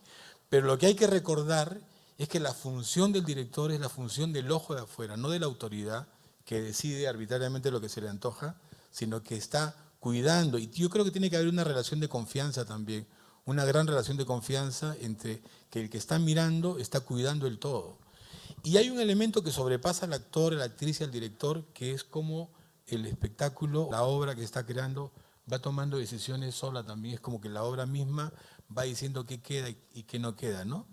En el caso de trabajar con actores y actrices creadoras, es muy difícil porque son tan conscientes de lo que proponen, ¿no es cierto?, que a veces es difícil que su material entre en un proceso de creación colectiva completo, ¿no es cierto? Entonces, ¿cuál es el criterio para decir esto va? O sea, tampoco no es una negociación, no son cuotas de poder, ¿no es cierto? Tú tienes 5 minutos en la primera escena, son 5 minutos para cada actor, sino que es como tener confianza también en ese momento mágico donde la obra va decidiendo qué es lo que va quedando, ¿no? Entonces yo creo que el director tiene que ser alguien que genere consenso y que pueda generar también respeto a la autonomía del actor. Y a mí me parece que es muy importante, porque el actor también es un creador, es un dramaturgo, el actor también genera su propio material y tiene todo el derecho de pelear por él.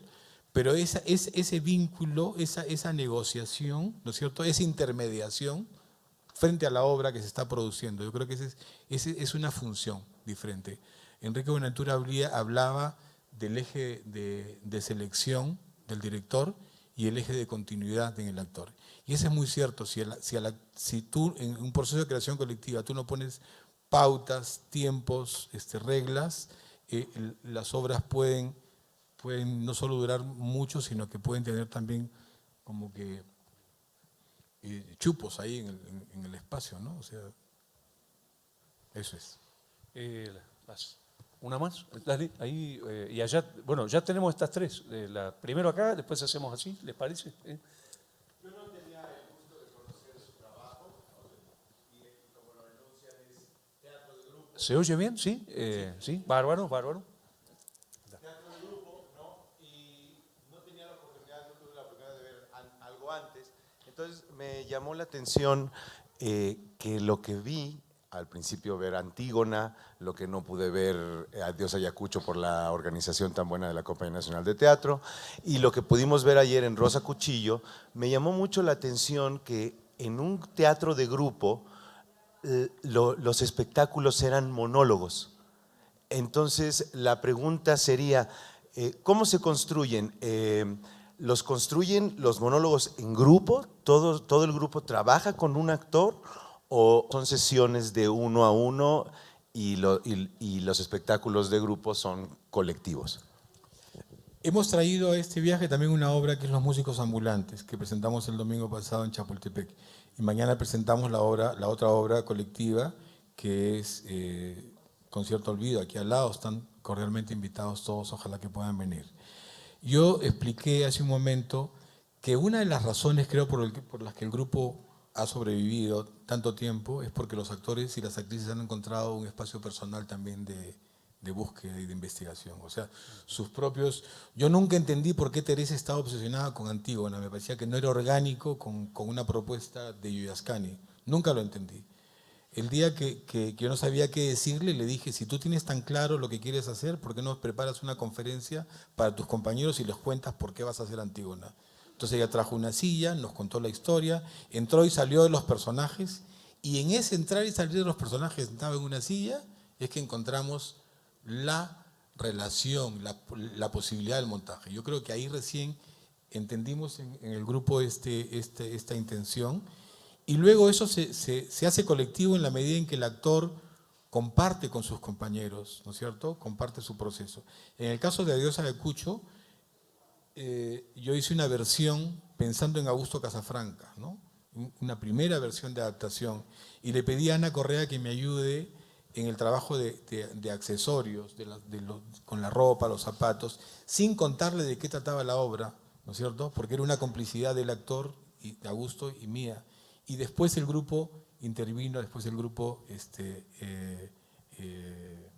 ya participó comunicando, ¿no? Rosa Cuchillo es un libro que yo llevé al grupo para un proceso colectivo que después se descartó, ¿no es cierto? Pero Ana se quedó con el libro y dijo, yo quiero hacer un proyecto a partir de aquí. Entonces, cuando ella comenzó a trabajar el material sobre Rosa Cuchillo, entonces ya yo comencé a acompañar ese proceso, ¿no? Pero eso es importante, esa autonomía de ese actor creador que tiene un espacio en el colectivo que no anule su individualidad, que no anule su propuesta personal. Yo creo que ese era el otro elemento que quería señalar, me parece,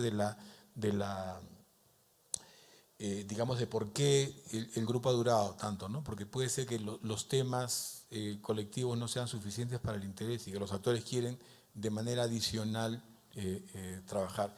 Las otras obras que yo he mencionado ahora como sin título, como discurso de promoción, son también obras colectivas. Sí, gracias. Por acá estaba, ¿no? Ahí, así. Ahí va. Y después, ¿quién había levantado? Por ahí? ¿No? Bárbaro. Entonces, allá arriba. O, no sé si Gracias. Mi pregunta va frente a esta dificultad que plantean, que tienen de conseguir financiamiento para sus obras del sector privado o del sector público por los temas que se tratan.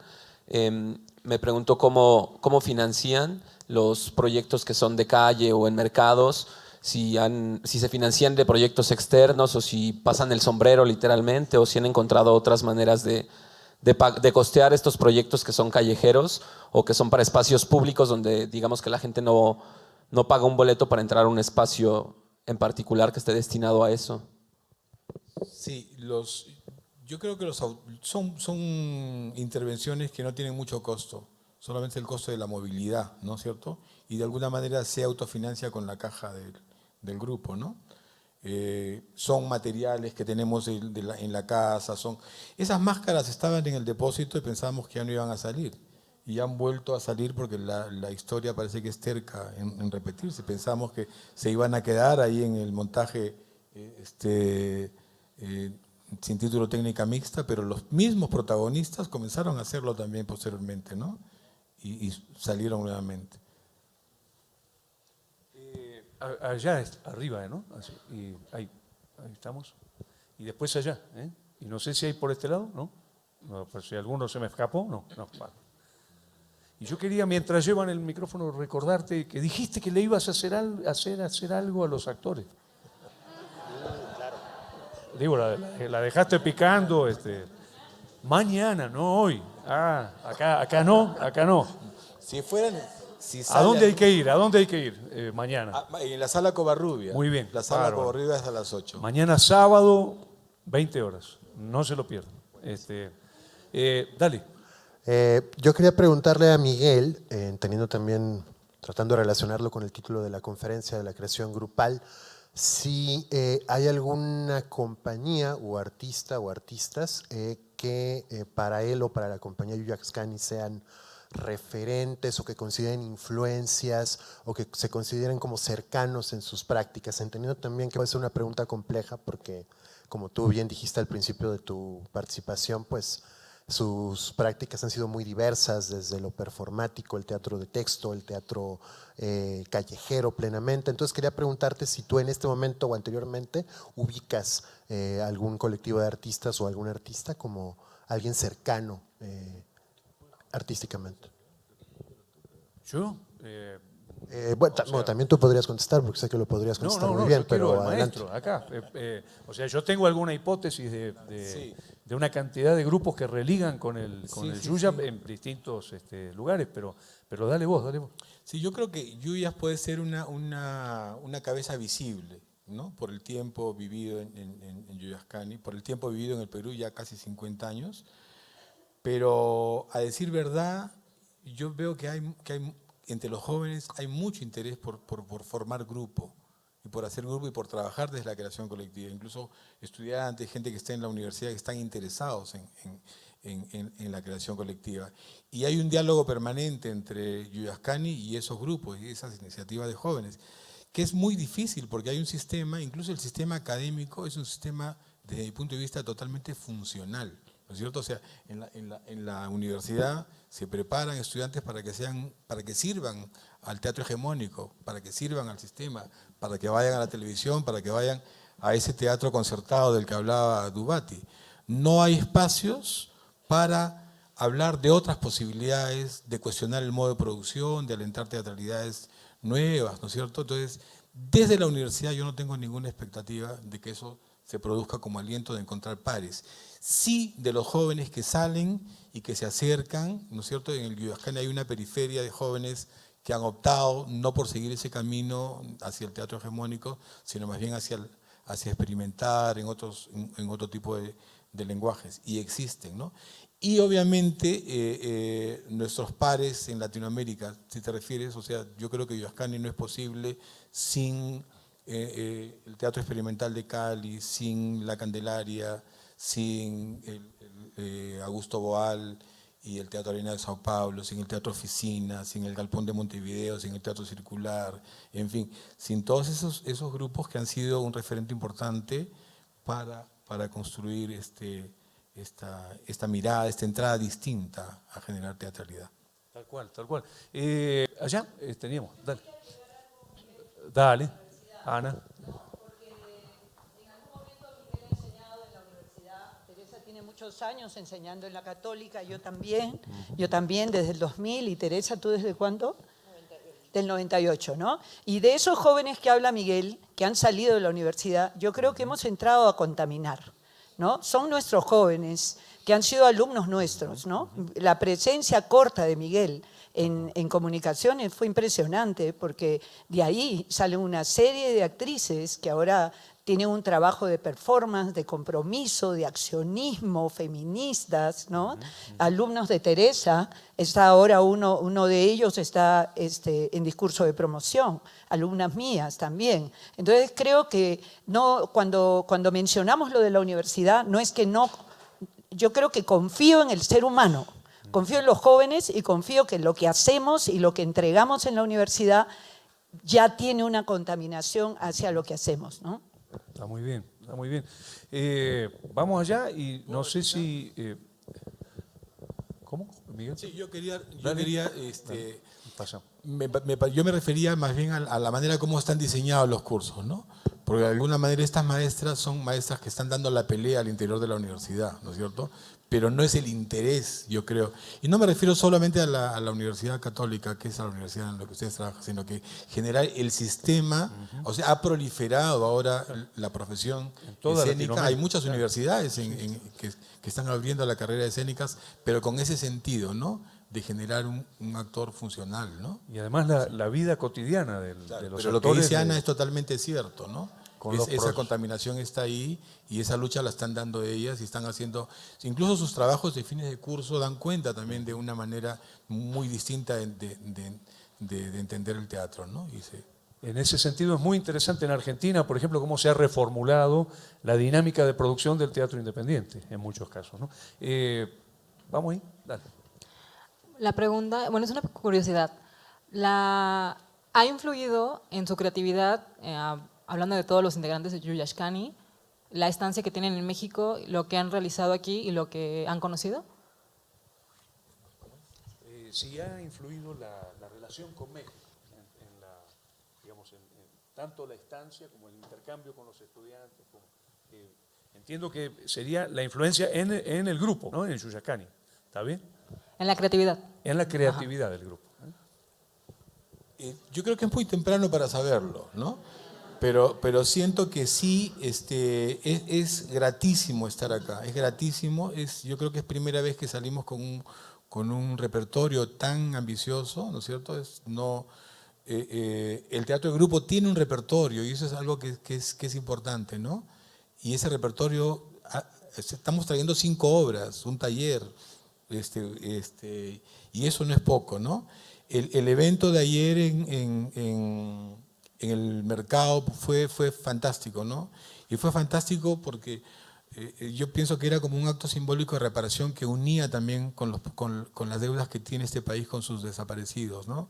Y el hecho de hacerlo nosotros desde nuestro lugar, desde esta memoria, desde recordar lo que significó el trabajo de Rosa Cuchillo, andando por los mercados y las calles de los barrios del sur andino, yo sentía que eso estaba presente también. Fue un acto de hermanamiento hermoso que todavía nos está tocando, ¿no es cierto?, en la retina, en la experiencia. Y estoy seguro, por cierto, que cuando cumplamos este ciclo vamos a tener bastante que decir. El taller también ha sido fantástico, el taller de intercambio, y la perspectiva de que continúe el intercambio con México se ha abierto, ¿no? O sea, me parece que eso también es algo que es muy bueno. Buenísimo. Y antes de la próxima, si me permiten, Ana, ¿podés contar un segundito lo que pasó en el mercado con lo que hicieron con los pétalos? Porque sería muy interesante ampliar esto que acaba de decir Miguel, ¿no? De la dinámica de Rosa Cuchillo. Sí, en realidad cuando pedimos los pétalos, el cántaro que yo uso quedaron la mitad de los pétalos, ¿no? Entonces, cuando llegamos, Miguel ya había visitado el espacio la semana pasada y nos llevó de inmediato a ver esta escultura de un hombre maíz que se hizo en la lucha porque se reconstruya el mercado, porque se quemó y se demoró la reconstrucción. Y nosotros vivimos cerca de un mercado y sabemos que cuántas familias viven de vender a diario. Entonces esas familias me las imagino en la calle, me las imagino con toda la problemática que es no poder vender. Y me cuenta Miguel que esta escultura se queda como un elemento de lucha simbólico, de la reconstrucción y del crecimiento que une a esta familia. Entonces me sugiere, me dice, ¿por qué no ponemos los pétalos al final ahí? Terminemos la rosa cuchillo, que es también un rito, ¿no? Ahí. Y entonces cuando yo termino, justo donde yo me agacho para cerrar, estaba la señora, veo a una señora que le habían puesto un banquito y que ha estado sentada ahí sin saber que era la mamá del dirigente, pero la reconocí con su mandil como una vendedora, ¿no? Y la reconocí seguramente como una de las primeras fundadoras de los puestos de allí. Y entonces me acerco y le digo, vamos a llevar flores, y fuimos, ¿no? Y fuimos hasta este espacio. Y la manera en que la señora echó los pétalos, ¿no? La manera en que me empezó a contar suavemente, para mí fue una experiencia maravillosa, muy verdadera, ¿no? Más allá de la acción misma, ese momento se convirtió en ese encuentro de dos mujeres grandes, ¿no? Pues yo también ya soy grande, ¿no? Entonces, Sos una piba. no. Somos actores grandes, ¿no? Y entonces qué bello encontrarnos también desde nuestro oficio, ¿no? Entonces eso es importante. Y yo agregar nomás, ¿no? Que para mí también, cuando dice Miguel que estamos también cruzados, ¿no? Rosa Cuchillo, cuando yo la leí, y era esta mujer escrita por un autor de Ancash, de donde venía mi abuela, la mamá de mi papá, ¿no? Y mi abuela, cuando migra a Lima, trabaja en un mercado, en el mercado del Lince como vendedora de verduras, ¿no? Entonces también era como mi abuela misma con la que yo estaba, ¿no? Buenísimo, buenísimo. Una más, Teresa Rally. Sí, gracias. Solamente quería comentar algo relacionado con una pregunta eterna que nos hacen siempre y que tú has vuelto a formular hoy día, ¿no? De cómo hacemos para haber vivido juntos 47 años, ¿no? Entonces, pensaba nuevamente en estos tres ejes que Miguel plantea como los pilares fundamentales de lo que significa crear en grupo, ¿no? Y me imaginaba que debajo y atravesando esos tres ejes, como trenzando, está la vida de los individuos que conformamos Yuyashkani, que hemos empezado muy jóvenes, muy esquemáticos y muy militantes, y que nos hemos ido encontrando con un psicoanalista que nos juntó en un grupo para reaprender a escucharnos, a no pelearnos. Después nos hemos encontrado con otras fes, no solamente la fe política, sino la fe mística, la fe del espíritu. Después nos hemos encontrado con la creencia en el ser humano más allá de la militancia política, y luego nos hemos encontrado con nosotros mismos y hemos ido entendiendo cómo convivir es tallarnos, es confrontarnos, es respirar para poder pasar de un capítulo a otro y reconocer que la vida cotidiana no es un lecho de rosas. La creación en la sala teatral no es un oasis de paz, es un campo de combate. Como dice Miguel, es un estado de crisis atravesado eventualmente por grandes momentos de paz, ¿no? Pero ambos son maravillosos y de ambos sale la creación. Y nos hemos tallado, y es un trabajo que creo que no va a terminar nunca. Aquí en la gira también hemos tenido un conflicto y que nos hablamos por el WhatsApp y decimos, respira, anda, pídele disculpas, ok. Mañana hablamos de eso cuando lleguemos a Lima. Ahora hay que crear grupo y energía para la función de mañana. O sea, tenemos mucha responsabilidad. Nos hemos dado cuenta que hacer arte es tener un poder y no es un poder que nos lleva al poder, de las clases políticas en el poder. Es el poder que nos lleva a dialogar, a entrar en el corazón, en las vísceras, en el espíritu de los que están alrededor nuestro. Entonces es un poder mucho más intenso, ¿no? Entonces, sabiendo que tenemos ese poder, sentimos que nuestra responsabilidad es muy grande.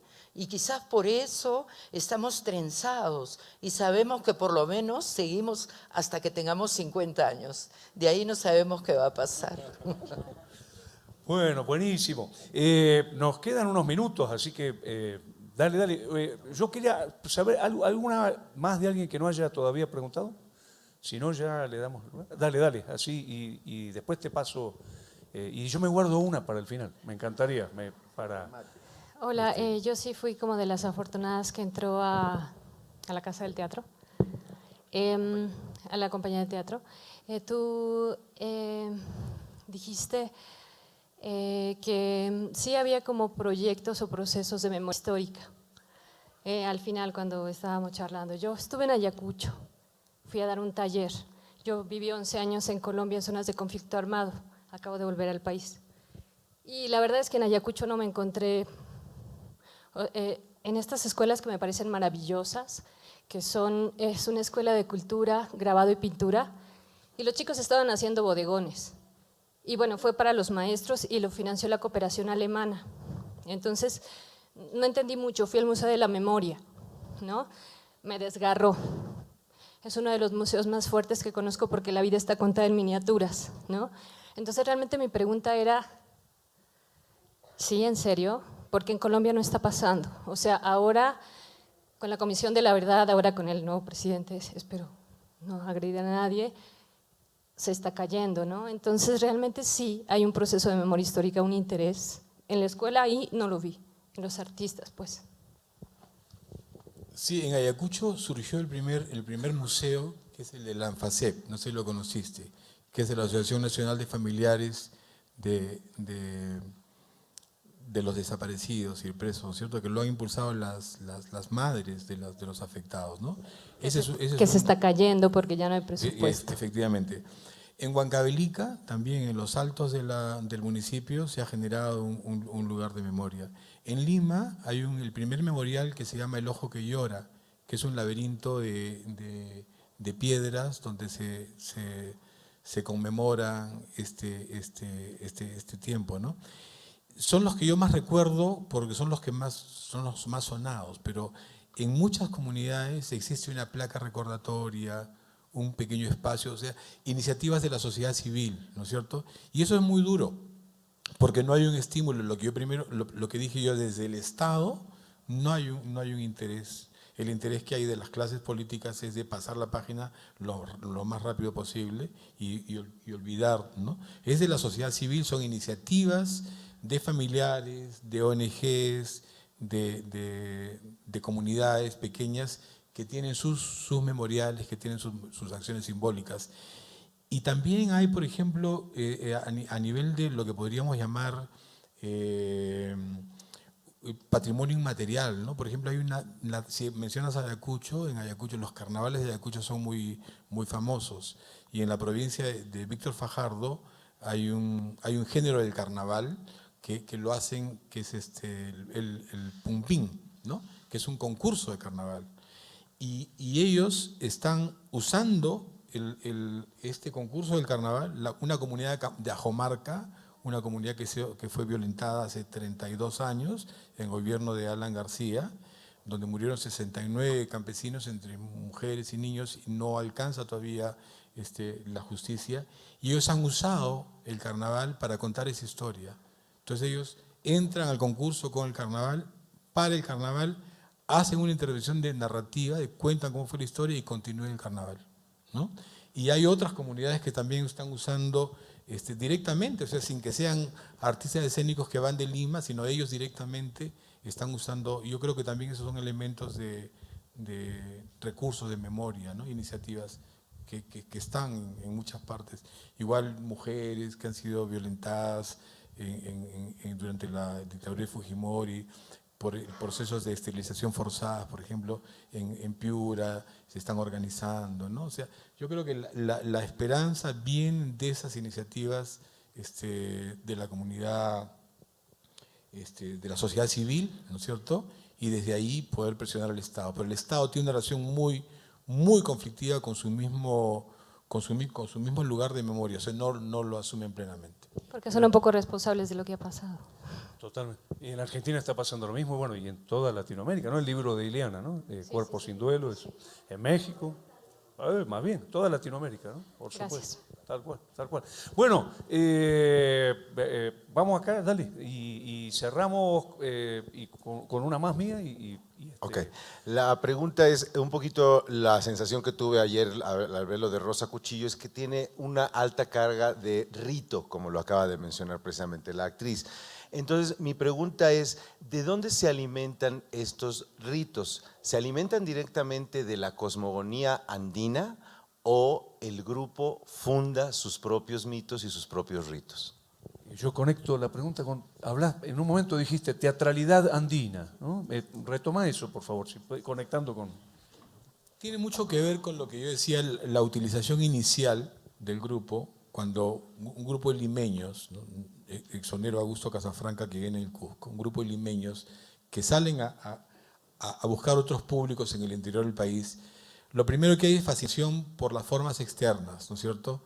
Por el vestido, por la máscara, por el baile, pero tomado del lado superficial. Entonces, yo diría que en los primeros años, en los primeros tiempos, era la intención como que de aprender a bailar, pero desconociendo lo que había detrás del baile. O sea, no solo el baile, sino ya una condición más bien de danza, una condición de escritura en el cuerpo, ¿no? Yo creo que ese ha sido un proceso de aprendizaje mayor que nos ha llevado a entender que estas expresiones que nosotros podemos ver de manera ligera como espectáculo no existen sin una espiritualidad, no existen sin una cosmovisión, no existen separadas de las relaciones de intercambio que hay en esas comunidades, ¿no es cierto? Entonces, y hablaba del Aini como una tarea, una característica de reciprocidad.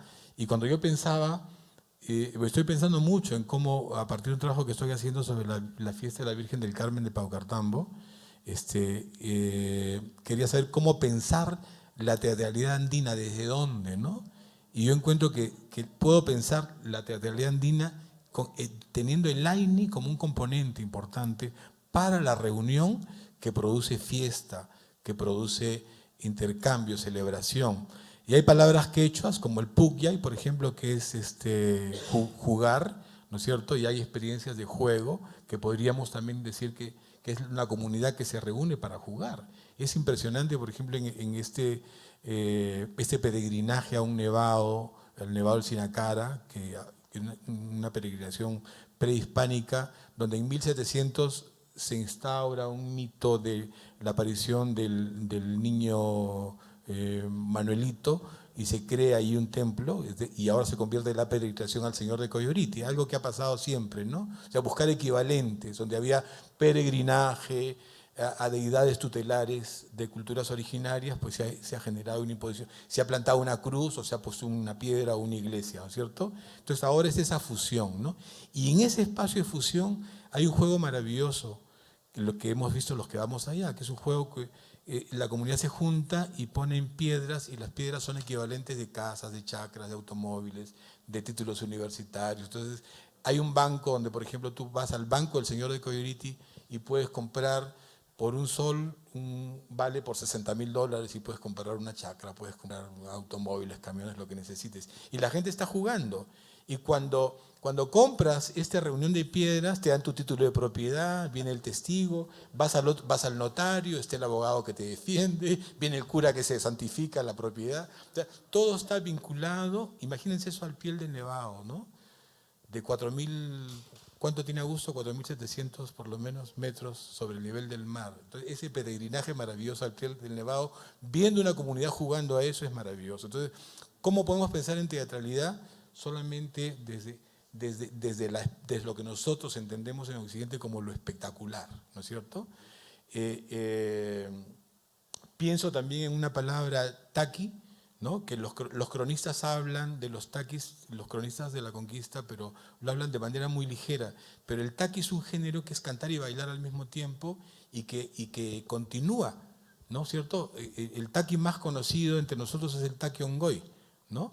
Que es la enfermedad del canto, es una danza de danzar hasta morir, es una danza de resistencia que se da en épocas de la colonia, en la zona de Huamanga, en Ayacucho, ¿no?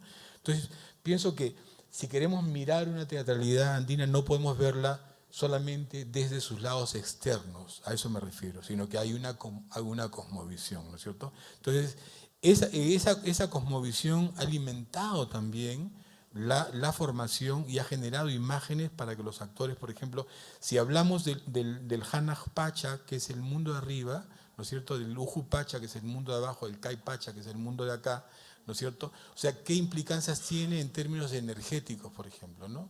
Un danzante me explicaba que para él el Hanaj Pacha no era el cielo, sino era lo que sale, lo que está en el aura del cuerpo, desde ahí ya se construye una zona del Hanaj Pacha. Entonces las plumas, por ejemplo, el vestuario mismo, ya es parte que va a otro nivel, ¿no es cierto? El mundo interior, lo que pisas, ¿no es cierto? Entonces todo eso ha estado presente en la investigación que ha hecho Ana en el cruzar por estas pachas, ¿no es cierto? Por esas diferentes pachas. Al punto que Ana, cuando producía el material, me decía, entonces mi personaje viene del Hanaj Pacha y pasa por el Kai Pacha y va por el Uju Pacha. Y yo le decía, Ana, pero ¿qué cocha Pacha? ¿No? Porque a veces también tenemos que, pero esa persistencia, esa obsesión o esa obsesión por trabajar me pareció que ha sido hermoso porque ha permitido encontrar, claro, yo tenía que cuidar lo dramático, ¿no es cierto? O sea, lo que pasaba, lo que el espectador ve. Obviamente otra cosa es la imagen que tiene la actriz para generar su propio material. Quizás puedas comentar un poquito más, Ana, sobre este mundo de las pachas. Bueno, eso, ya nosotros nos habíamos metido a ese universo con Santiago, que es una obra que hicimos en donde justamente Miguel trae el libro de Rosa Cuchillo como parte de la acumulación sensible para la obra Santiago, que está basada en el santo de la conquista Santiago Matamoros y que para el Perú fue Santiago Mataindios, ¿no? Entonces, ya ahí nos habíamos introducido a empezar a aprender sobre la cosmovisión andina. Entonces, cuando yo hice el trabajo, empezamos a ver cómo en este espacio tan pequeñito, pues la primera tarea que nos dio Miguel fue recorrer, pues yo le dije, yo quiero hacerlo en el mercado por mi abuela, ¿no? Y entonces me dice, registra los mercados, y empezamos a registrar y encontramos las mesas, ¿no? Estas mujeres que siempre, estos universos tan maravillosos que hay en cada tienda pequeñita en el mercado. Entonces yo ya sabía que mi espacio iba a ser 1,5 metros por 1,5 metros. Entonces, ¿cómo corporalmente alimentaba este comportamiento escénico si yo iba a atravesar espacios tan increíbles, ¿no? Pórticos tan increíbles de un mundo a otro? Entonces ahí una parte fue las danzas tradicionales, ¿no? Porque encontré a un compañero en Ecuador de Humanizarte, que él ya había estado trabajando con la cosmovisión andina y como dialogando con diferentes danzas, ¿no? Las danzas que golpean el piso, él me decía, para ellos eran los del mundo de abajo, del Uju Pacha. Y casi como en Asia, ¿no? El karate, cuando golpea el piso, ellos también te dicen que están buscando la energía del ancestro, ¿no? Entonces me dice, en esas danzas que estamos golpeando en el mundo andino, estamos convocando al ancestro, ¿no? Y en estas danzas que saltamos de pájaros, estamos conectándonos con el mundo de arriba, y estas danzas que acarician la tierra, porque el animal representativo, cada uno de estos mundos tiene un animal representativo, el puma, casi el gato no pone el peso en la tierra, ¿no? Entonces, estas danzas que acarician como el tondero, entonces todo esto me permitió empezar a trabajar con 2 maestros de la Escuela de Folclore de danza, y empezamos a pasar por mi cuerpo muchas danzas. y a mirar los pies y a mirar las manos, ¿no? Y esto entrelazado con las artes marciales, que es parte de nuestra formación dramática que hemos tenido durante muchos años, ¿no? Todo lo que es el arte marcial y lo que es el tai chi o el qigong, que es el lado suave, ¿no? Entonces, ahí yo tenía muchas imágenes, pero que tenía que pasarla por el cuerpo, porque en 1 metro por 1,5 metros tenía que hacer todo el traslado y todo el viaje, ¿no? Entonces, hemos encontrado otros caminos que pasan por nosotros para atravesar estos mundos. Además de la presencia de Augusto y de la religiosidad andina que él practica y que en algunos momentos hemos podido estar en mesas de la coca, del quintu, ¿no? Donde también esas 3 hojas de coca representan los 3 mundos. Entonces, poco a poco vamos aprendiendo e introduciéndonos más y hacernos parte, ¿no? Porque, por ejemplo, en Rosa Cuchillo, yo despedí a mi mamá, le di una fibrosis pulmonar y mi mamá tenía 3 años y medio. Y entonces esa novela también era importante para mí porque estábamos hablando de la vida después de la muerte. Entonces también ahí yo estaba pasándome por mí misma más allá de lo cristiano, de esta filosofía o religiosidad judeocristiana que te promete verte más allá cuando todos resuciten, y el mundo andino te habla de este recorrido, ¿no? Entonces estaba buscando dentro de mí también respuestas y acompañando a mi mamá también, ¿no? Porque ella fervientemente me decía, Ana, pero nos vamos a ver, ¿no? Porque ella murió lejos del Perú, ¿no? Entonces también era una búsqueda personal y somos atravesados, ¿no, Miguel? O sea, el grupo, como dice Teresa, esta fe nos atraviesan y ya no es solamente una búsqueda interesada para la teatralidad, sino poco a poco tú te vas siendo parte y tú vas construyendo tu espiritualidad y te vas uniendo en estos caminos de espiritualidad andina, ¿no? Gracias, Ana. Buenísimo. Bueno, la verdad me encantaría que esta charla que han dado se pueda publicar, de hecho se puede volver a oír. Creo que va a ser un material de consulta. Y antes de preguntarte dónde los podemos ver, cuándo los podemos ver, de dónde está la casa de Yuya Ascani, digamos, cómo conectarse con la casa de Yuya Ascani, ¿no? Yo quería una última preguntita, corta, que es, está bien, 47 años trabajando con realmente un despliegue maravilloso por todo el mundo además. Me imagino que todos estamos esperando siempre qué es lo nuevo de Yuya Ascani, ¿no? Estrenaron una cosa nueva, están trabajando en algo nuevo, ¿no? Hay como una espera, ¿no? Yuya Ascani es de alguna manera el esperado, ¿no? Esta idea de estamos con expectativa para lo próximo. Me imagino que esa condición de esperado hace que tengan un público cautivo ya. Ahora, el teatro es territorial, ¿no? Y mi pregunta es, ¿qué hacen para, suponete, teniendo ya un espectáculo, salir a buscar a los espectadores? Conectarse con las comunidades, conectarse con Lima, lograr que el espectador venga a encontrarse con ustedes, ¿no? ¿Qué hacen cuando, por ejemplo, pasó lo que pasó el otro día, ¿no? 90, 100 personas que se quedaron afuera en la compañía porque querían ver a Dios Ayacucho, ¿no? Un poquito una reflexión sobre la tarea territorial de la relación con la otra gran parte del acontecimiento teatral, que es el espectador, ¿no? El otro, ¿no? En Argentina decimos la patria es el otro, ¿no? Y el otro en este caso, el espectador, ¿no? Te agradezco por tu pregunta y tiene mucho que ver también con ese énfasis que le hace a tus investigaciones al lugar del espectador, ¿no? Para nosotros es muy importante ese lugar del otro, ese lugar del espectador como no un consumidor pasivo, sino un interlocutor, ¿no es cierto? Alguien que está presente ahí, que es también un creador y que la escena le puede proponer una imagen que él ojalá que pueda complementar creadoramente con su propio proceso de participación. Y ese lugar del espectador ha sido muy importante en los últimos años para nosotros hacerlo consciente, al punto de lo que yo contaba hace un momento, de sacar las butacas de la sala, las graderías, para que todos los espectadores y actores y actrices estemos compartiendo el mismo espacio. Pero no solo eso, sino que ahora a mitad de los procesos ya incorporamos espectadores jóvenes. Por ejemplo, la última obra, Discurso de Promoción, ha sido, yo diría, muy temprano presentada y gestada y con intervención de jóvenes espectadores de colegios que venían en grupo para compartir con nosotros. Las posibilidades de salir, de hacer giras, son difíciles. Cada vez que hay una posibilidad, la verdad sea dicha, o sea, nos gustaría salir de la casa con más frecuencia, pero eso tiene un costo que ya no podemos asumir nosotros, tiene que ver con una producción.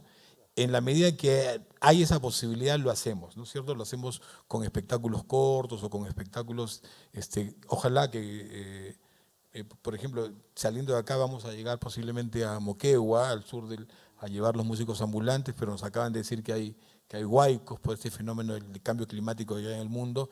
Y estábamos con mucha expectativa por esa función, porque iba a ser al aire libre, con muchos espectadores, ¿no? O sea, en la medida que podemos hacer, lo hacemos.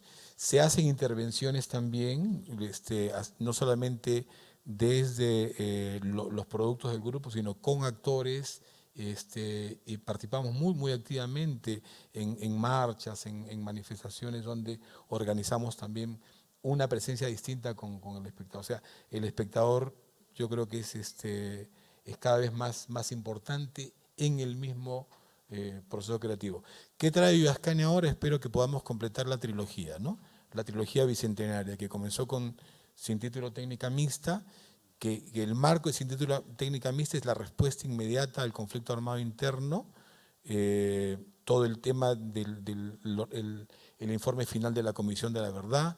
El segundo capítulo de esa trilogía bicentenaria es Discurso de Promoción, donde ya si la conclusión del informe final de la Comisión de la Verdad, una de sus conclusiones fundamentales es que decir, esto ha sucedido golpeando a los sectores más pobres, indígenas, quechohablantes, donde han sido la mayoría de víctimas, es porque es un Estado sustentado en la exclusión, ¿no es cierto? Entonces, esa conciencia del Estado nos ha llevado a mirar qué ha pasado con la historia de la República, cuáles son las historias invisibilizadas en la historia oficial. Entonces, lo que la República nos debe es un poco el subtexto, mirar desde ahora, en estos momentos que el Perú prepara la fiesta bicentenaria, ¿no?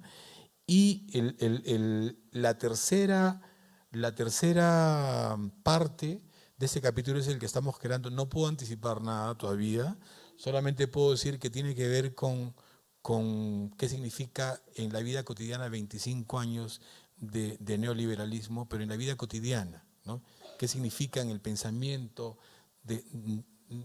diario? ¿Qué significa 25 años de prácticas de neoliberalismo, de asumir una memoria salvadora? ¿Y qué posibilidades hay de hacer desde ese lugar, tener una propuesta? ¿Es posible que conviva la propuesta de proyectos hoy en día sin esperar grandes cambios? Esa sería un poco la pregunta con la que estamos empezando a trabajar. No puedo adelantar nada, los espero en el estreno. Y para terminar, en agosto entonces, entrenamiento. En agosto están invitados a la... Te vamos a contratar, Jorge, porque dale, es un divino... Vos sabés que yo no hace falta que me contraten. Yo soy como una especie de groupie, ¿cómo se llama? De Yuyascani. Bueno, la verdad, como diría mi abuela, un lujo asiático. Les pido un gran aplauso para Miguel Rubio Zapata. Gracias maestro. Gracias, Jorge. Un placer.